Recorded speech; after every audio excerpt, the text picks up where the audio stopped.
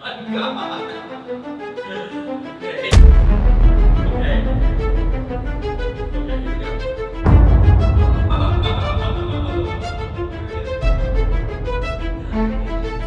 Hi everyone, welcome to First We Dine and Then We Play, the show where we sample unusual dishes from local eateries and discuss Florida Rep plays.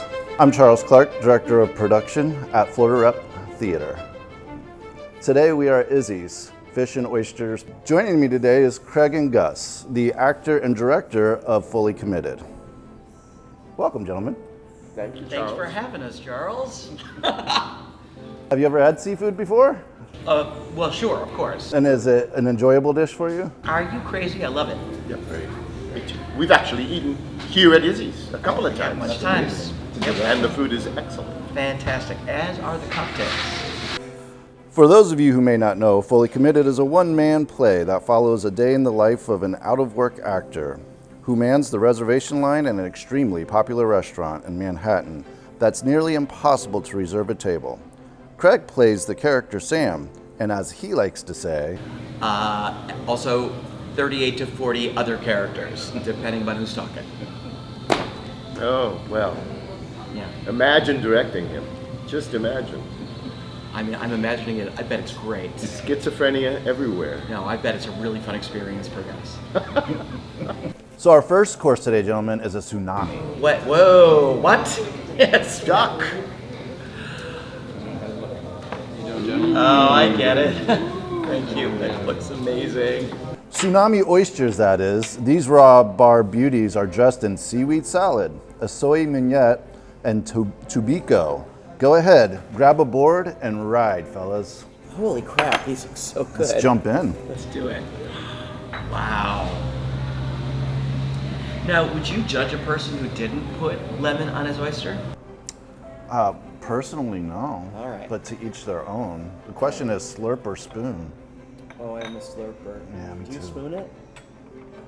I'm going to use my fork to get the oyster out. This Then is I'm a going real to pro right slurp here. Okay, is that the- what you Maybe, if I can get it. It smells amazing. Then I will slurp.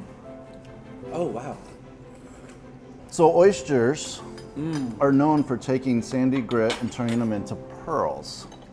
How would you gentlemen relate that to taking the play Fully Committed and Yeah. making it into a show on our stage? Oh, actually, that's a really good metaphor, my friend. Because, I mean, the way the play Fully Committed started, the playwright, whose name is Becky Mode, she's awesome, she's talented, and she's tiny. She's this, I've got her in my pocket. Right? Nice. Here she is.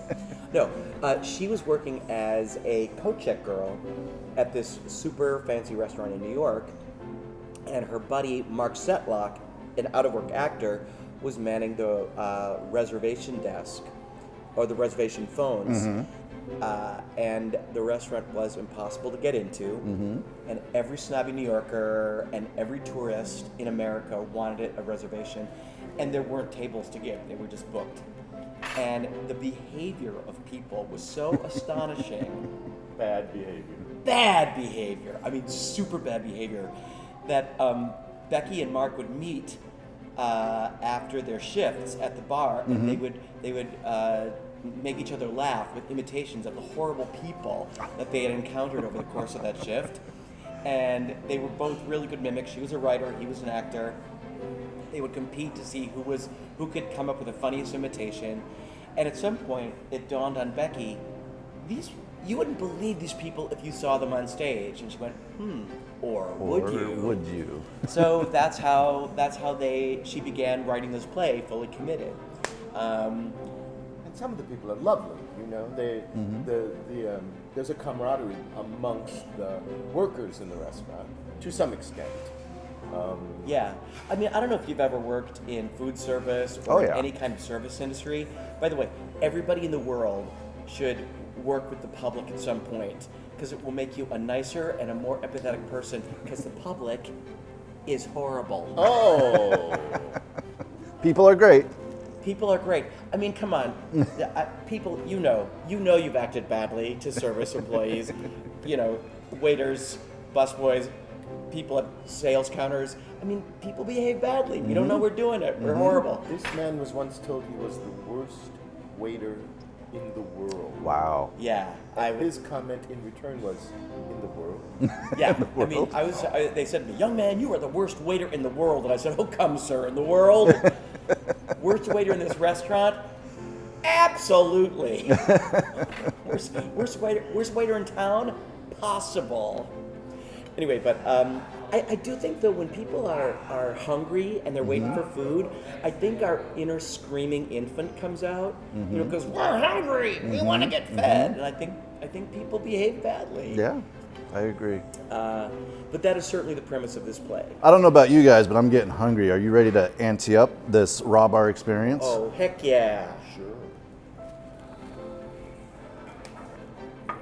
Oh, here we go, gentlemen. Scallop. That looks amazing. Oh, that looks so good. Scallops. Ooh. Amazing. We've got a different take on Scallop Crudo coming up. It's not your typical Italian style. This one has a Malaysian kick, dressed with citrus, mint, chive, sambal, chili crisp, and some flaky salt. Oh my gosh, amazing. Okay, let's try it. It melts in your mouth. Oh my gosh. Scallops are one of my favorite foods on the planet. Oh my God. Has a little bit of a kick. So why don't you tell us a little bit about yourselves? Where are you from, and what do you do when you're not busy acting and directing? In New York for the last 50 years. Before that, I graduated from Fort Myers Senior High School Wow. because my parents retired down here, and I lived here for a year and a half with them. Okay. Then I went to D.C. for college, and then straight to New York. And I ran a theater in New Hampshire for the last 25 years, right, you know, before COVID. So I have hardly ever done anything other than work in the theater. I've never had another job. Oh, you lucky bastard. Okay, I was born in Chicago. I grew up in Minneapolis. And then I went to college in Chicago, lived there for a time. I got a long-running theatrical gig back in the Twin Cities, so I moved back there. Then I moved to New York a couple years later, and I've been there ever since. And in terms of other gigs, I mean, when I first graduated from college, I've done everything. I mean, I waited tables. I worked as a librarian in a public library. I worked the phones for a carpet cleaning company, making cold calls to patrons during Cold dinner calling hour. is the hardest. Hellish. Yeah. Oh, the worst. It's the hardest. You know, it was like, hello, insert name here. This is insert your name here. And people would say, why are you calling me at 6 at night? I said, because that's when my shift is. Anyway, but for the last 20-some years, I've been making my living as an actor, and really lucky. But what else? I mean, what do I do when I'm not acting? Like all other actors, I spend the rest of my time trying to get more work as an actor. Right. So. So no hobbies? Yeah, I mean, I'm a cartoonist. Okay. I'm a reader. I do some gaming. I eat a lot of food. Yeah. Yeah. Okay. I spend a lot So of time. this is right up your alley. Do you know what? Honestly, if I could just spend the rest of my life eating and not gaining weight, I would do that. We all would. Yeah. Okay, everyone, places. It's time for the main event. Today we're taking a trip to Nashville. This is a tempura fried spicy lobster. Oh. Okay. How spicy, Charles?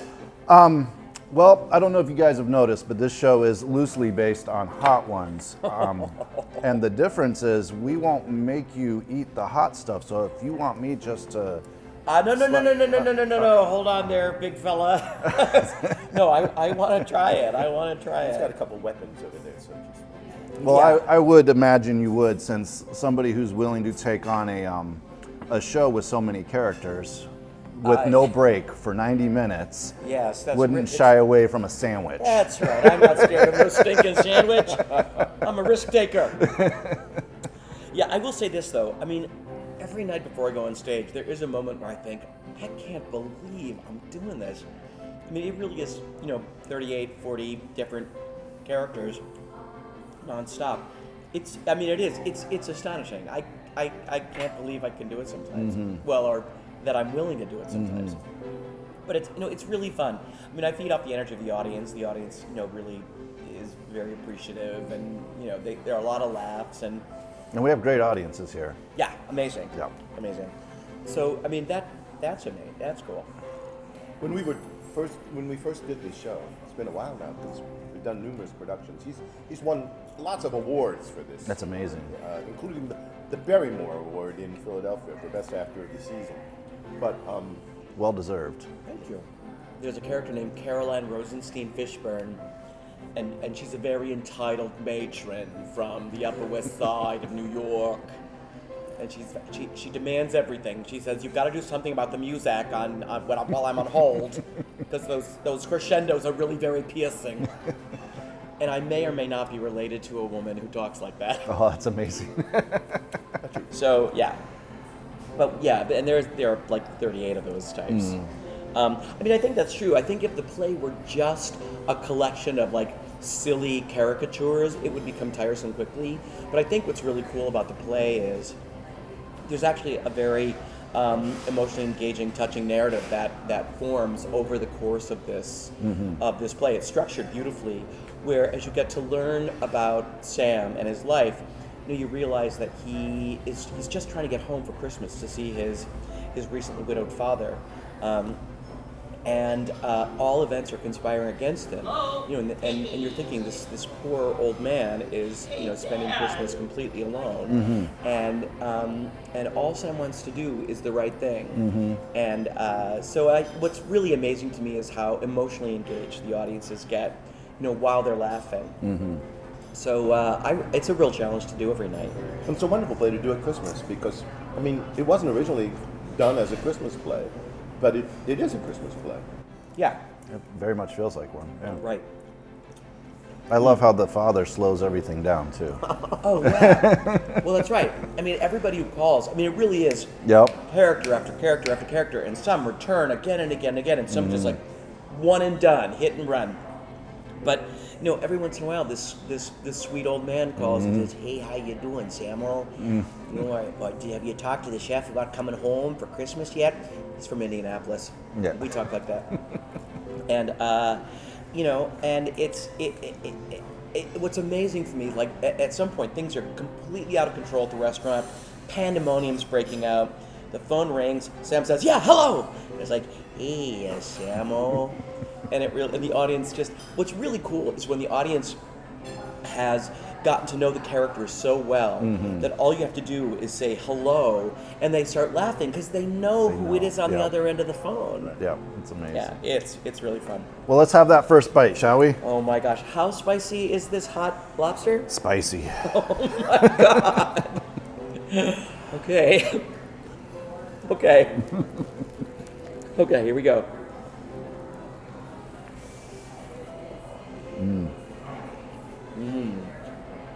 Hasn't hit yet. I taste the lobster. Oh my god, that's so good. Good. Oh, there it is. Whoa. There it is. Yeah, amazing. I didn't know. Oh, wow.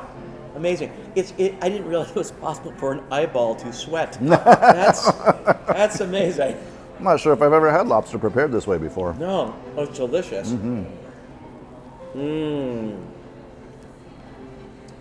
Oh my god, that's good. I guess the hot makes you have to pay for your pleasure. Ooh, that's delicious. Ooh. Yeah, my face is a little sweaty. Fantastic. Oh.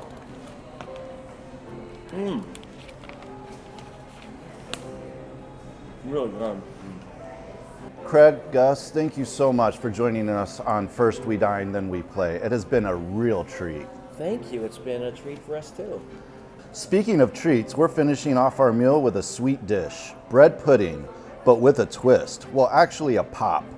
This bread pudding pop is coated in cinnamon toast crunch, drizzled with caramel sauce, and dusted with a powdered sugar. Jeez, amazing. Aren't you? Thank You you. won't tell anybody you're here. Wow. Wow. I guess by pop we mean it's a flavor pop. Holy crap, that looks good. Oh my gosh. No, There you go. It's a pop. Oh my gosh. it's a good pop. Holy mackerel, that's really good. In closing, we thank the team at Izzy's for hosting this episode. Izzy's and their partner restaurants, Cabo's Cantina, Capone's, Downtown Social House, Firestone, and The Lodge are sponsors of our production, Fully Committed, which will perform through January 12th. To learn more about the show and for tickets, visit floridarep.org.